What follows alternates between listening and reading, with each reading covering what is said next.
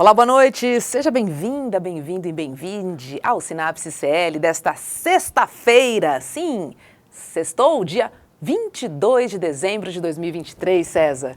Uma ótima noite para você. Boa noite, Hobbs. Boa noite, CLers. É isso aí. Chegou o fim do ano, Natal. Passou rápido, né, Rô? Muito. Voou. É. Vamos fazer o seguinte? Fechar o Sinapse de 2023 em grande estilo? Opa! Porque vem aí, ó, Christian Dunker. Autor, psicanalista, professor, podcaster, youtuber e o melhor, ó, palmeirense praticante. Christian, seja bem-vindo. Estiquei o tapete verde para você. É verde. É verde para todos nós. Um prazer estar com vocês, Rob, César, o pessoal do ICL. Vamos lá para uma conversa nesse tapete verde. Valeu, Dunker. Obrigado por aceitar o nosso convite. É uma honra te receber no Sinapse. Hobbs, vamos lá. Dunker, seguinte, saiu um livro seu quentinho do forno, né? Psicanálise é bobagem. Eu já vou logo te perguntando. Psicanálise é ciência ou é bobagem? Depende do que você chama de bobagem, depende do que você chama de ciência. Né? Dá para levar a sério? Posso considerar a psicanálise? Vou melhorar minha pergunta. Sempre pode considerar, espero que considere, né? Mas tem uma brincadeira no título, né, que é esse uso, né, em resposta ao trabalho da Pasternak, do Orsi, né, que chamaram a psicanálise de bobagem, ou de besteira, né? E a gente recupera um pouco, assim, humoradamente, a ideia de que bobagem é a forma como, em geral, a gente nomeia os nossos sintomas. Né?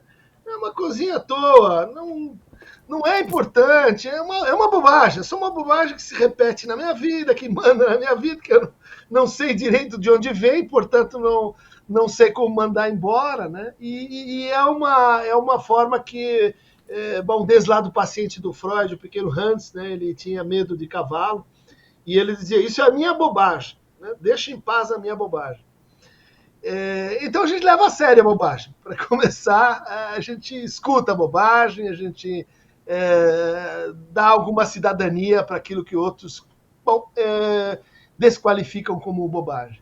Quanto à psicanálise como ciência, eu diria assim, que sim, ela é uma ciência humana, ela é uma ciência que tem os seus quesitos de cientificidade, mas ela é também uma crítica, né, do discurso da ciência enquanto, vamos dizer assim, um discurso capaz de explicar todas as dimensões, né, da experiência humana, e principalmente do discurso da ciência, quando ele é atravessado por interesses, por ideologias, por lógicas que ficam opacas, né, por trás do resultado final, produzindo uma autoridade que, no fundo, vai além do que seria justo e coerente com as suas próprias premissas. Né? E vamos combinar, né? A ciência explica muita coisa, mas não explica tudo. E eu acho que o debate principal aqui é acerca do que é ciência e como é que a gente define ciência. Eu passo para o Christian falar a respeito um pouco disso, mas me parece que nesse trabalho da Natália Pasternak, que é uma pessoa que eu respeito, que colaborou com o meu segundo livro, só para deixar claro isso, o que a gente está debatendo aqui são ideias, jamais entrar no mérito dos indivíduos. Existe uma questão de uma abordagem positivista, kantiana, que trabalha a definição da ciência como uma ciência experimental. E quando você está trabalhando coisas principalmente correlatas ao psiquismo humano, abstratas, né? Você precisa de outros instrumentos, você precisa de outras questões. Então, por exemplo, desqualificar Freud como um charlatão, que de muitas maneiras tenta se fazer isso, a meu ver é um equívoco grosseiro. Freud pode ser criticado de todas as formas, mas ele tem contribuições absolutamente fundamentais para a gente determinar e entender o que é o aparelho psíquico e esse tipo de coisa, né, Christian? Como é que você avalia essa questão, querido? Olha, acho que você já introduziu um tema interessante, que é assim, a ciência tem história, nós precisamos da história da ciência para definir o que é científico, Porque certamente a altura em que Freud viveu, na virada do século passado, e conviveu com grandes cientistas, pessoas que estavam descrevendo como funcionava o neurônio, o Freud seria considerado e foi considerado um cientista. Né? Seguia os métodos experimentais, tentava se aproximar dos métodos também de interpretação, de entendimento do sentido, lançou problemas para a filosofia e para as ciências da linguagem. Né? Então, obviamente, a ciência naquela época tinha aqueles pressupostos, tinha aquelas exigências. Né? O problema de certas expectativas, vamos dizer assim, excessivas sobre a ciência, é imaginar que ela é uma espécie de conhecimento com propriedades inerentes às formulações de conceitos, às apreciações sobre o mundo, e que independem da maneira como a gente as produz, né? e que formam uma espécie de critério invariante para toda e qualquer forma de conhecimento e racionalidade. Né? Eu diria assim, esse é o ponto em que a ciência ultrapassa a si mesma. Né? Em que ela diz assim, a ciência é o equivalente do racional, e o racional é aquilo que segue a forma da ciência tal qual a gente estabelece hoje, ou ontem, ou amanhã, ou depois de amanhã. E esse critério da historicidade ele acaba, então, perturbando essa imagem que a gente tem da ciência como a única forma de racionalidade legítima. Boa. Vou trazer alguns temas aqui, Duncan, para a gente entender como é que a psicanálise pode contribuir para a nossa compreensão, né, do ser humano e também dos fenômenos emocionais. A pergunta é, sexualidade equivale a sexo? Não, de forma nenhuma para a psicanálise, principalmente se a gente entender o sexo como sexo genital, como referido à penetração, como suposto entre duas pessoas de gêneros diferentes, de sexos diferentes. Né? Esse é um entendimento que a psicanálise justamente veio a questionar. Né? Uma das contribuições mais importantes, e de novo a gente precisa recorrer à história para perceber isso, né? Foi essa ideia de que a sexualidade ela tem que ver com prazer. Ou seja, todas as modalidades, todas as economias, todas as trocas, né, que produzem, que rebaixam, que intensificam o prazer, cabem no campo da sexualidade. Tá? Segundo ponto é que a sexualidade, então, ela vai passar por aquilo que a gente chama assim de corporal, né, as nossas zonas erógenas, como diria o Freud, mas ela vai ser também algo que depende sumamente das nossas fantasias, das nossas palavras, daquilo que a gente produz como sentido e interpretação sobre o mundo. A sexualidade ela não tem uma finalidade reprodutiva, ela tem e gera uma série de problemas, né, que estão muito além daquela simplificação básica, né, em que a gente vai discutir o sexo como um predicado da espécie necessário para que ela continue e assim por diante. Né? Essa libertação da sexualidade em relação ao sexo é uma tarefa, um ganho, um avanço para o qual Freud contribuiu. Não sei para vocês. Para mim, as preliminares são muito mais interessantes Claro. do que o que vem depois. Exatamente por isso. Claro. E acho que é um conjunto, né? E de muitas maneiras a gente tem uma certa dificuldade de trabalhar esses temas, principalmente homens, viu, Rô? Porque remete, a expressão da virilidade remete a uma categoria que te constitui. Então toda vez que você precisa trabalhar com questões correlatas a sexo, isso é super difícil para os homens, a gente fica super sensível. Entre vocês também?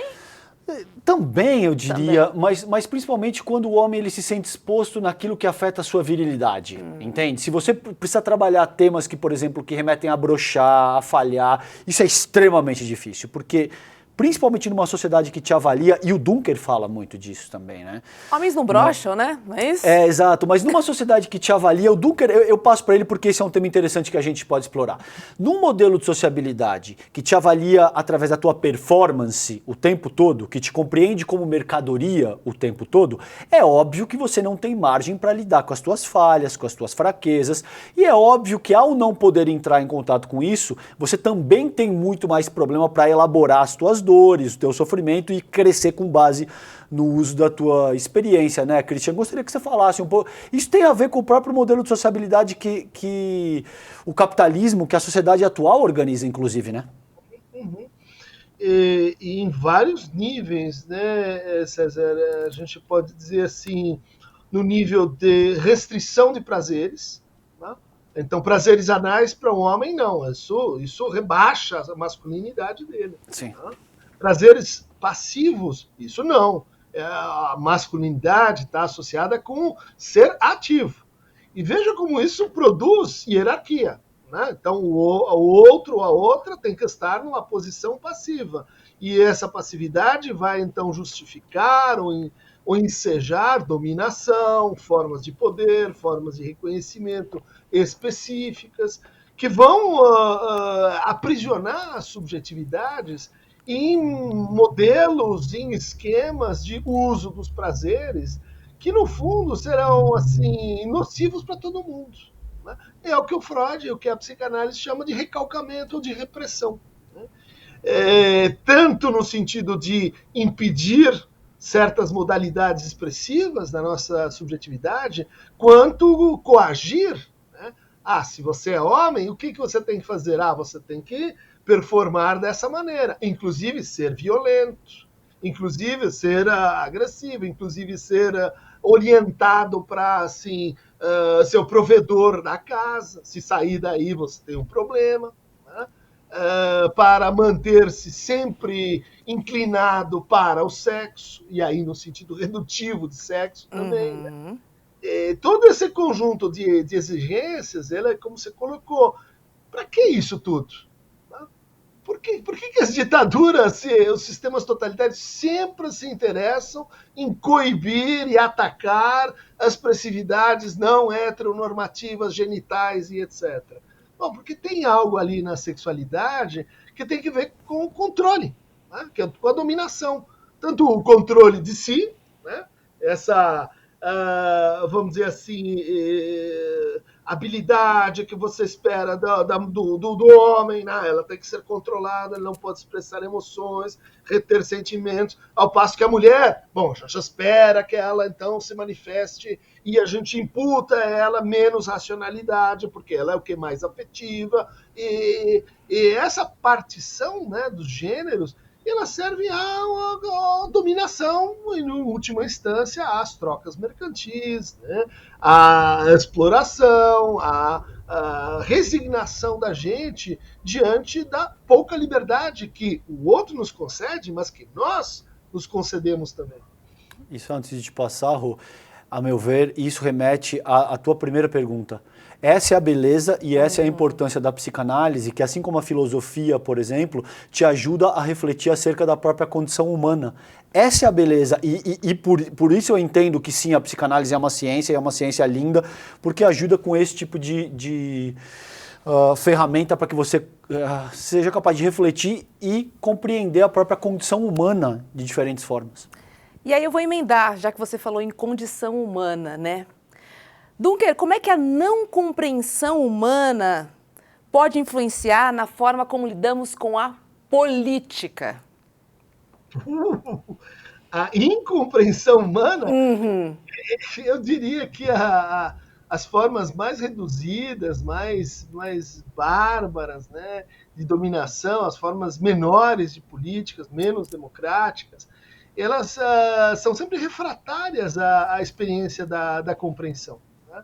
Seja a autocompreensão, seja a compreensão do outro como diferença. Né? É o impulso a homogeneizar, o impulso a tratar, vamos dizer assim, a igualdade como um princípio, vamos dizer assim, de mesmidade e de uniformidade, que produz compreensões meramente narcísicas e especulares, né? Então, se eu não vejo no outro alguém que tem os mesmos valores que eu, tem a mesma visão de mundo que eu, que se orienta pelos mesmos interesses, o outro é imediatamente ou um adversário ou um inimigo. Falando em Hobbes, né, todos contra todos, e a guerra que a gente vai produzir a partir desse estado de incompreensão induzida, de intolerância induzida, de recusa à alteridade, é a força pela qual muitas dominações operam. Né? Por quê? Entre outros efeitos, vamos dizer assim, da dominação, tá a ideia de que você não deve tolerar alteridades internas. Né? Ou seja, você deve se comportar como um indivíduo unidimensional, senhor das suas vontades, soberano da linguagem, né? E tudo aquilo que questiona isso, que é, opa, a sexualidade às vezes aparece onde não devia e como não devia, para este indivíduo. Opa, tem deslizes, tem sintomas, tem sentimentos. Opa, tem sentimentos, não pode ter, né? Tem sentimentos, né, que são, vamos dizer assim, distópicos, que não combinam com o meu gênero, com a minha posição de classe, com raça. Bom, esses sentimentos, eles vêm de onde? Vêm do inconsciente. Né? Quer dizer, no fundo isso que a gente chama de inconsciente. Né? Não é que eles têm uma origem lá num outro lugar transcendental, é simplesmente a forma como a gente nomeia esse outro que nos habita. Né? E que se você começa a martelá-lo, você começa a policiá-lo, discipliná-lo, dali a pouco você vai fazer o quê? Ter essa relação com o outro também. Com o seu filho, com a sua mãe, com o seu empregado, com os outros. E isso torna assim, a psicanálise uma parte, né, dessa tradição, pelo menos a tradição ocidental, de crítica de si mesmo, né? Da crítica da identidade de si, da crítica do indivíduo, né, enquanto esse sujeito soberano que age, né, racionalmente em relação aos seus próprios interesses. Não. Ele não age assim, ainda que você quisesse, ainda que você sonhasse que deveria ser assim. Curioso, né? A gente ouvindo ele falar, eu vi a política, né? Eu vi os dois lados da política se apresentaram aqui facilmente, né, na nossa compreensão. Sim. Porque é exatamente como falamos, essa falta de reflexão, de incompreensão de si, né? E essa estrutura dura de sociabilidade que a gente vive, que não permite, é como se fosse, como se os nossos olhos estivessem vendados, César. E aí você não é meu adversário, você é meu inimigo. E aí acabou, cara.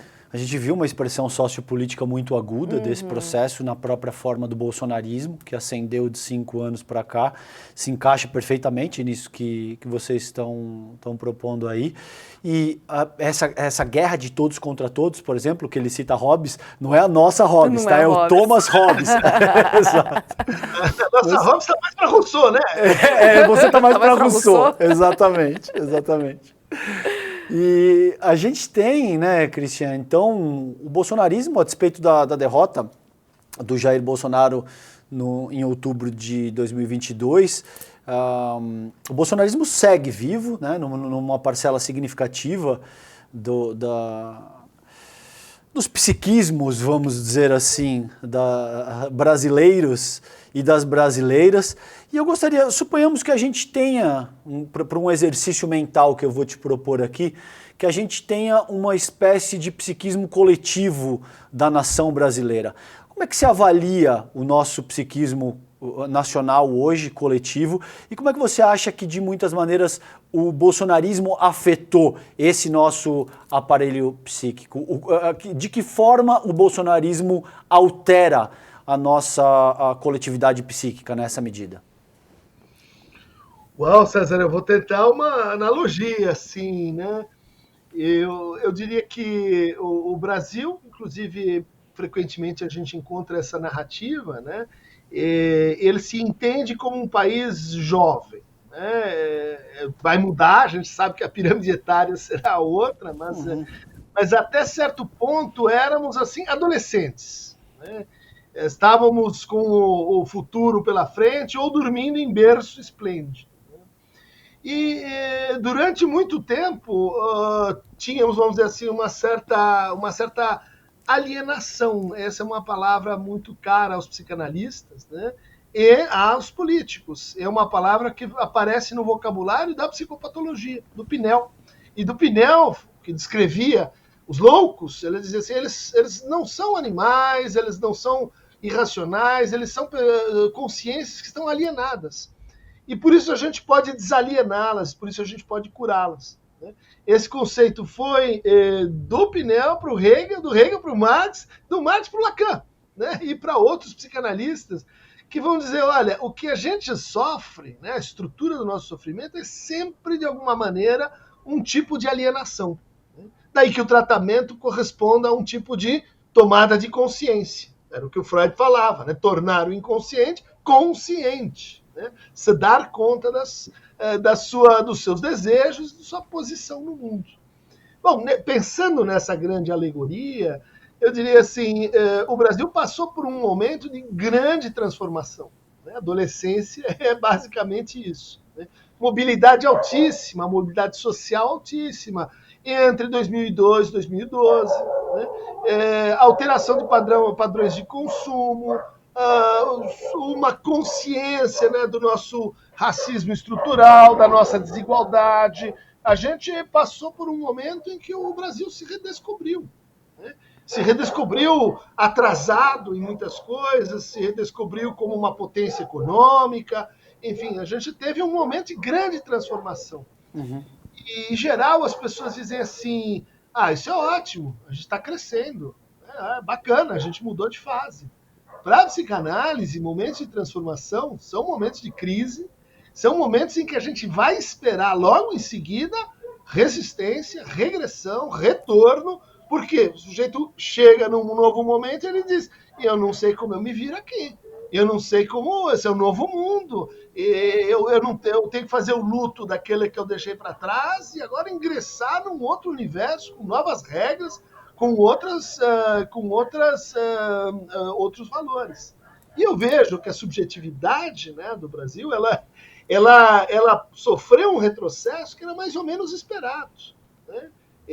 Tipo, vamos voltar lá para os anos 60, porque lá era legal. Né? Vamos voltar lá para os sintomas dos anos 60, e o que eu estou vendo aqui de novo, eu não sei lidar. Né? A gente foi sendo, vamos dizer assim, criado como um adolescente meio despótico. Sabe aquele adolescente que pode tudo? Porque eu vivo no meu condomínio, então eu faço o que eu quero, os nossos ricos e as nossas elites inconsequentes, irresponsáveis, adolescentes, no mau sentido da adolescência, tem coisas ótimas na adolescência, mas nós estamos vendo aí que chegou o momento de mudança, uma mudança meio estrutural, e a gente voltou para uma espécie de choque. E como é que as pessoas caracterizam a situação? Né? Como uma grande divisão. Né? Alienação é uma divisão que você projeta uma parte para o outro e fica com a parte melhor. É uma divisão em que você não se reconhece dividido internamente. Você diz que o outro é que te dividiu. É uma divisão onde você não sabe mais de onde você veio, quem você é, para onde você vai. Ou seja, é uma perturbação da relação com o desejo que a gente tem. Né? E me parece que isso acontece em vários diagnósticos de Brasil que foram sincrônicos com esse momento aí que a gente passou. Diagnósticos que dizem assim, o Brasil desaprendeu a sonhar. Nossos jovens não conseguem mais sonhar. O nosso futuro, de repente, ele virou assim, algo que a gente tem que temer. Né? A gente que era o país do futuro, né? O jovem, de repente, não queremos mais saber disso. Falamos bastante da relação do homem com o homem, do homem com a mulher, whatever, como preferirem, né, aí no chat. E eu queria falar um pouquinho da relação do ser humano com a máquina, Duncker. Mais especificamente com a inteligência artificial. Como é que você analisa os impactos, né, de um momento que a gente vive, a gente não sabe para onde aponta, a gente está exatamente nesse momento turbulento, como você contou. Mas a gente já pode pescar algumas coisas aí do que aponta, né, esse futuro com a inserção da inteligência artificial. Não dá para a gente fazer uma análise já? Dá, e eu acho que é muito, muito bem colocado, né? Porque eu acho que é uma segunda rodada nessa conversa. A primeira foi, agora entramos numa outra linguagem, um novo universo de estrutura digital. Né? Dentro desse universo, né, agora a gente tem bases estruturadas de dados, algoritmos que permitem a gente substituir funções, lógicas de resposta, organizar fluxos de informação, prever certas movimentações, vamos dizer assim, dos indivíduos. Né? Bom, eu participei do GT sobre o discurso do ódio e do extremismo, né? O ministro Silvio Almeida dos Direitos Humanos. E aí a gente viu algumas coisas do tipo, olha, é incrível o potencial democrático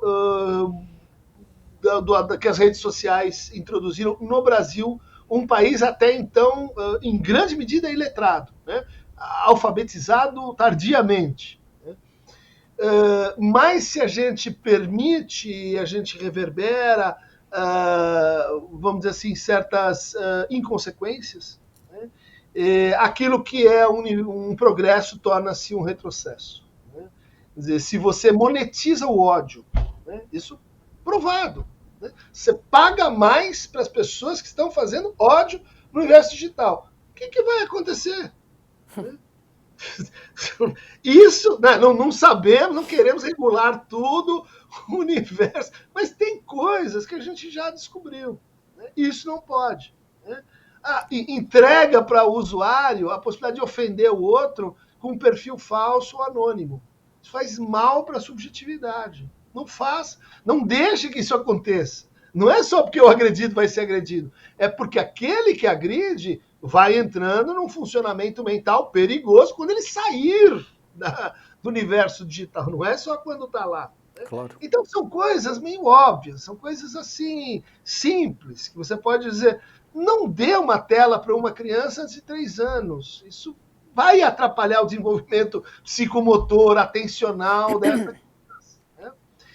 Agora que a gente tem essa experiência, eu acho que dá para dizer algo em relação à inteligência artificial. Né? Quer dizer, quer pôr inteligência artificial? Eu quero transparência no algoritmo. Eu quero poder dizer, recompor por que essa inteligência está funcionando e está reconhecendo pessoas desse jeito, quais são os padrões que eu tenho aqui na inteligência que está se formando. Né? Mesmo assim, a gente não vai conseguir percorrer todo o caminho, mas eu quero ter um mapa. Eu quero saber. Isso é o quê? Uma brutal alienação a que a gente está exposto hoje. Né? E de forma que a gente nem considera isso assim ou viável ou importante. Né? As postagens que você recebe, as replicações que você recebe, quem recebe, quem não recebe, como funcionam os sistemas de tracionamento, como você paga por isso, vamos dizer assim, uma alienação brutal que isso aconteça, bom, na mão de 4 big techs e de forma opaca. Tipo assim, quer fazer IA? Então, vamos ter que pactuar algumas coisas que não pode. Né? Duncker, tem um tema que eu quero explorar contigo, não é nem uma pergunta, eu quero uma reflexão tua, que é dessa intersecção entre psicanálise e espiritualidade. E aí eu vou te colocar um exemplo para que você entenda o que eu estou propondo aqui. Os sonhos, por exemplo, a interpretação dos sonhos. Se você parte de uma perspectiva mais espiritualista, por exemplo, você tende a acreditar que o teu espírito, por exemplo, está mais parecido com o estado que os espíritas chamam de erraticidade, que você sai do corpo, que você vivencia experiências, que você interage com outros espíritos. Se você parte mais da questão da psicanálise, você tende a acreditar que os sonhos são uma expressão daquilo que você não conseguiu elaborar enquanto você está acordado, das suas angústias, etc. e tal. E eu também sinto, conversando, e aí eu gostaria de te ouvir, com psicólogos, psicanalistas, porque minha família inteira é de psicólogo, minha mãe é doutora em psicologia, então eu venho conversando com ela acerca dessa temática ao longo da vida, que de muitas maneiras os psicólogos têm uma certa resistência para trabalhar essa intersecção. Dizem, não, isso não me compete, o que eu estou avaliando dentro do meu escopo de trabalho não contempla esse tema na espiritualidade e, portanto, eu acho que não cabe refletir acerca dessa intersecção. Como é que você sente isso? Existe uma intersecção entre essas duas coisas? Você acha que não é adequado, por exemplo, fazer esse tipo de intersecção? Gostaria de te ouvir acerca dessa temática. Vamos longe aí, César. Sexta-noite aqui, ó. Manda um abraço para tua mãe, acho que foi nossa aluna, né? A pessoa que a gente gosta muito. Vamos começar com o Pierre Bourdieu, que vocês conhecem, é um sociólogo, e que usou uma expressão muito interessante para designar os 30 primeiros anos, ou os 20 primeiros anos do século passado, em termos de psicopatologia. Ele falava na síndrome de Janet. Pierre Janet era um psicólogo francês que fez um amplo estudo chamado da angústia ao êxtase, com pacientes que sofriam estigmas de Cristo, que sangravam um lugar onde o Cristo tinha sangrado, que tinham experiências corporais muito assim diferentes do ponto de vista da resistência à dor, do ponto de vista do sono, do ponto de vista de alteração de consciência. E ela foi lá, 3 volumes, e disse, isso tudo são manifestações histéricas. Né? O Bourdieu diz, certo, mas isso está a serviço da fundação de uma nova disciplina, que é a psiquiatria, que é a psicologia clínica, que é também a psicanálise. Ou seja, ela nasce da interpretação de que nosso sofrimento psíquico ela tem uma razão natural, de que os tratamentos mágico-religiosos elas pertencem ao passado e que, portanto, a gente teve um ganho de ciência aí. Então, muitos psicanalistas, psicólogos, eles vão estabelecer uma linha de separação muito clara. Só que, ao mesmo tempo, começam a surgir inquietações que dizem assim, talvez as coisas não sejam exatamente assim. Né? Por quê? Porque os fenômenos de linhagem mágico-religiosa, eles de fato interferem no progresso, por exemplo, ou no diagnóstico de transtornos mentais. Né? Tem uma pesquisa célebre de 1966 que mostrou que o seu prognóstico, tendo esquizofrenia, é muito melhor se você mora na Tanzânia, na África, Moçambique, do que se você mora em Nova York, Londres ou Austrália. Sim. Né? Mas devia ser o contrário. Né?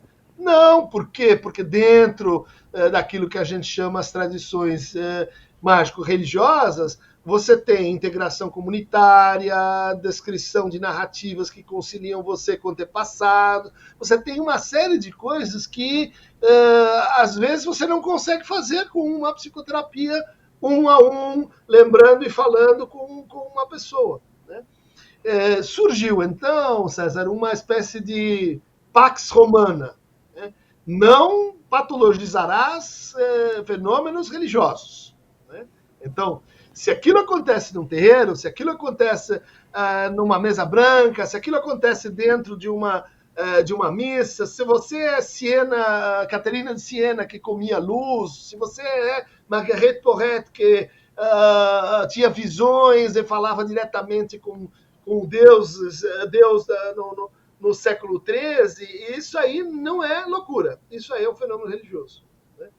Então, se caminhou para uma separação um pouco artificial e que eu acho que agora a gente está podendo olhar melhor para essas para esses dois fenômenos, né, e nos entender também como parte de um processo social, né, ligado ao indivíduo como valor, à ascensão da modernidade, etc., e entender que as formas religiosas elas compõem ilusões importantes, mas elas se constituem de mitos que têm serventia muitas vezes para a subjetividade, elas se constituem de ritos que interessam, a gente decompõe a religião.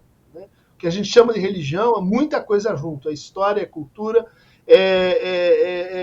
dominação, é política, dizia Spinoza, né? E também você usou uma palavra cara, né, às discussões contemporâneas, né, que é a espiritualidade. Né? Tem uma frase do Foucault, né, insuspeito, que diz assim: na tradição do Ocidente, só a psicanálise e Heidegger se interessaram e se inscrevem na relação do sujeito com a verdade, nessa tradição chamada da espiritualidade.